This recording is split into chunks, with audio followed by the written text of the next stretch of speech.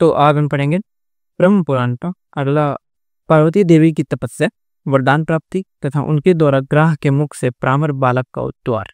ये आज हम पढ़ने वाले हैं। चलिए, मुनियों ने पूछा, प्रभु दक्ष कन्या सती ने क्रोध वर्ष पूर्व शरीर का परित्याग कर फिर गिरिराज हिमालय के घर में कैसे जन्म लिया? महादेव जी के साथ उनका संयोग कैसे हुआ? तो दंपति में वार्तालाप किस प्रकार हुआ? ब्रह्मादि बोले, मुनिवरों, पार्वती और महादेव जी की पवित्र कथा पापों को नाश करने वाली और संपूर्ण कामनाओं को देने वाली है। उसे कहता हूँ, सुनो। एक समय की बात है, महर्षि कश्यप हिमवान के घर पर पधारे।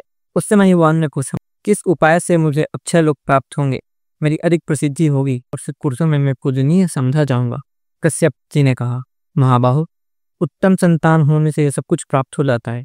ब्रह्म और ऋषियों सहित मेरी प्रसिद्धि तो केवल संतान पे ही कारण। अतः गिरिराज, तुम घोर तपस्या करके गुरुवान संतान श्रेष्ठ कन्या उत्तम ब्रह्मादि कहते। कश्यप जी के योग कहने पर गिरिराज हिमालय ने नियम में स्थित होकर ऐसी तपस्या की जिसकी कहीं तुलना नहीं है। उस तपस्या से मुझे बड़ा संतोष हुआ। तब मैंने उनके पास जाकर कहा, उत्तम व्रत का पालन करने वाले गिरिराज, अब मैं तुम्हारी इस तपस्या से संतुष्ट हूँ, इच्छा अनुसार वर मांग।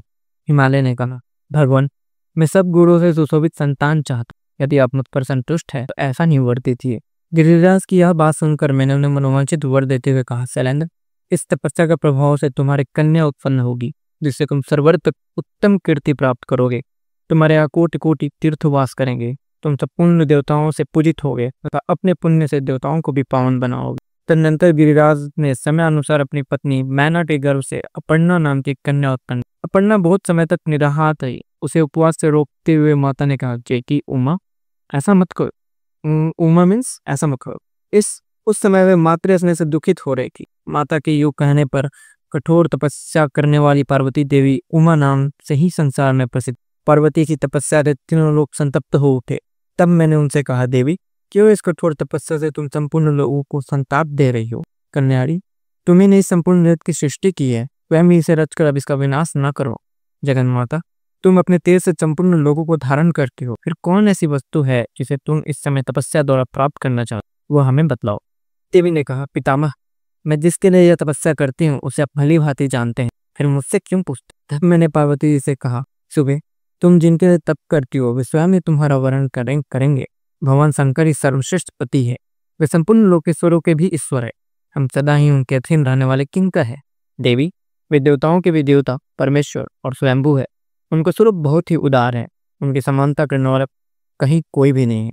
तत्पश्चात देवताओं ने आप परम सुंदरी पार्वती जी से कहा, भगवान शंकर थोड़े ही दिनों में आपके स्वामी होंगे, अब इसके लिए तपस्या न कीजिए। योग आकर देवताओं ने गिरिराज कुमारी की प्रदक्षिणा की और वहां से अंतर्धान हो गए। पार्वती देवी तपस्या से निवृत्त हो गई, किंतु अपने आश्रम में ही रहने लगी। एक दिन जब वे अपने आश्रम पर उगे हुए अशोक वृक्ष का सहारा लेकर खड़ी थी, देवताओं की पीड़ा दूर करने वाले भगवान शंकर, उनके ललाट में चंद्र का तिलक लगा था। वे बांग के बराबर नाटा एवं विपरीत रूप धारण करके आए। उनकी नाक कटी हुई थी, कुबड़ निकला हुआ था और केशों का अंतिम भाग पीला पड़ गया था। उनके मुख की आकृति भी बिगड़ी हुई थी। उन्होंने पार्वती से कहा, देवी, मैं तुम्हारा वर्णन करता हूँ। उमा योग सिद्ध हो गई थी। आंतरिक भाव की शुद्धि से उनका अंतःकरण शुद्ध हो गया था। वे समझ गए कि भगवान साक्षात भगवान शंकर पधारे हैं। तब उनकी कृपा प्राप्त करने की इच्छा से पार्वती ने अर्घ, पाद और मधु पर्प के द्वारा उनका पूजन करके कहा, भगवान, मैं स्वतंत्र नहीं हूँ, घर में मेरे पिता मालिक है, वही मुझे देने में समर्थ है, मैं तो उनकी कन्या हूँ। यह सुनकर देवादिदेव भगवान शंकर ने उस विपरीत रूप में ही गिरिराज हिमालय के पास जाकर कहा, शैलेंद्र, मुझे अपनी कन्या दीजिए। उस विकृत वेश में अविनाशी रुद्र को ही आया जान गिरिराज को श्राप से भय हुआ। उन्होंने उदास होकर कहा, भगवान, ब्राह्मण इस पृथ्वी के देवता है, मैं उनका अनादर नहीं करता, किंतु मेरे मन में पहले से जो कामना है उसे सुनिए। मेरी पुत्री का स्वयंवर होगा, उसमें वह जिसको वर्ण करेगी वही उसका पति होगा। हिमालय की यह बात सुनकर भगवान शंकर ने देवी के पास आकर, तुम्हारे पिता ने स्वयंवर होने की बात कही है, उससे तुम जिसका वर्ण करोगी वही तुम्हारा पति हो। उस समय किसी रूपवान को छोड़कर तुम मुझ जैसे आयु का वर्ण कैसे करोगी? उनके योग कहने पर पार्वती जी ने उनकी बातों पर विचार करते, महाभाग, आपको अन्यथा विचार नहीं करना चाहिए, मैं आपका ही वर्ण करूंगी, इसमें कोई अनोखी बात नहीं। अथवा यदि आपको मुझ पर संदेह है तो मैं यही आपका वर्ण कर। योग कहकर पार्वती जी ने अपने हाथों से अशोक का गुच्छा देकर भगवान शंकर के कंधे पर रखा और कहा, देव, मैंने आपका वर्ण कर लिया। भगवती पार्वती जी के इस प्रकार वर्ण करने पर भगवान शंकर ने उस अशोक वृक्ष को अपनी वाणी से सजीव करते हुए से कहा, अशोक, तुम्हारे परम पवित्र गुच्छे से मेरा वरण हुआ है, इसने तुम जरावस्था से रहित हो, तुम अमर रहोगे, तुम जैसा चाहोगे वैसा रूप धारण कर सकोगे, इतनी इच्छानुसार फल लगेंगे, तुम सब कामनाओं को देने वाले सब प्रकार के आभूषण रूप फल फूल और फूलों से संपूर्ण और मेरे अत्यंत प्रिय होगे, तुम में सब प्रकार की सुगंध होगी, तथा तुम देवताओं के अधिक प्रिय बने रहोगे। यो कहकर जगत की सृष्टि और संपूर्ण भूतों का पालन करने वाले भगवान शंकर हिमालय कुमारी उमा से विदा ले वहीं अंतर्धान हो गए। उनके चले जाने पर पार्वती देवी भी उन्हीं की ओर मन लगाए एक शिला पर बैठ गई। इसी समय देवाती देव शिव स्वयं लीला करने के लिए ब्राह्मण बालक का रूप धारण कर निकटवर्ती सरोवर में प्रकट हुए। उस समय उन्हें ग्राह ने पकड़ रखा। वे बोले, हाय, ग्राह से पकड़े जाने के कारण मैं अचेत हो रहा हूँ, कोई हो तो मुझे आकर बचाए। पीड़ित ब्राह्मण की यह पुकार सुनकर कल्याणमयी देवी सर्व पार्वती सहसा उठ खड़ी हुई और उस स्थान पर गई जहाँ वह ब्राह्मण बालक खड़ा था। वहां पहुंचकर चंद्रमुखी देवी ने देखा एक बहुत सुंदर बालक ग्राह के मुख में पड़ा थर थर काँप रहा है। ग्राह के खींचने पर वह तेजस्वी बालक बड़ा आर्तदान करता था। उस ग्राह ग्रस्त बालक को देखकर देवी उमा दुख से आतुर हो उठी और बोली, ग्राहराज, यह अपने पिता माता का एक ही बालक है, इसे सिर्फ छोड़। ग्राह ने कहा, देवी, छठे दिन पर जो सबसे पहले मेरे पास आ जाता है उसी को विधाता ने मेरी आहार निश्चित किया है।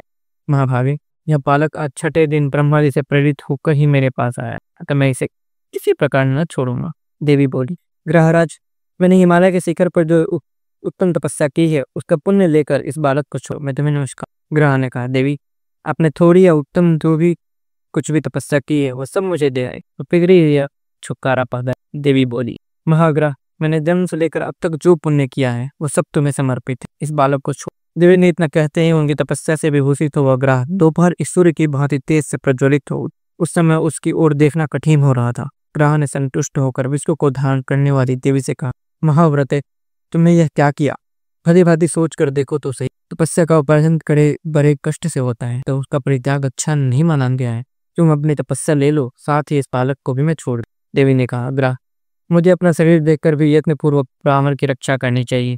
तपस्या तो मैं फिर भी कर सकती, किंतु अब ब्राह्मण पुनः नहीं मिल सकता। महाग्रह, मैंने भली भांति सोच कर तपस्या के द्वारा बालक को छुड़ाया है। तपस्या ब्राह्मणों से श्रेष्ठ नहीं है, मैं ब्राह्मणों को ही श्रेष्ठ मानती हूँ। ग्रहराज, मैं तपस्या देकर फिर नहीं लूंगी।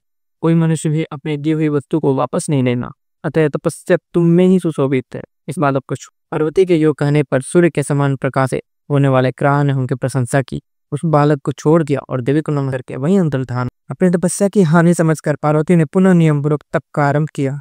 उन्हें पुनः तपस्या करने के लिए उत्तुप जान साक्षात भगवान शंकर प्रकट होकर कहा, देव, अब तपस्या न करो, तुमने अपना तप मुझे ही समर्पित किया है, अतः वही सहस्त्र गुना होकर तुम्हारे लिए अक्षय हो जाएगा। इस प्रकार तपस्या के अक्षय होने का उत्तम वरदान पाकर उमा देवी को बड़ी प्रसन्नता हुई और वे स्वयंवर की प्रतीक्षा करने लगे। बोले शंकर भगवान की जय। हर हर महादेव।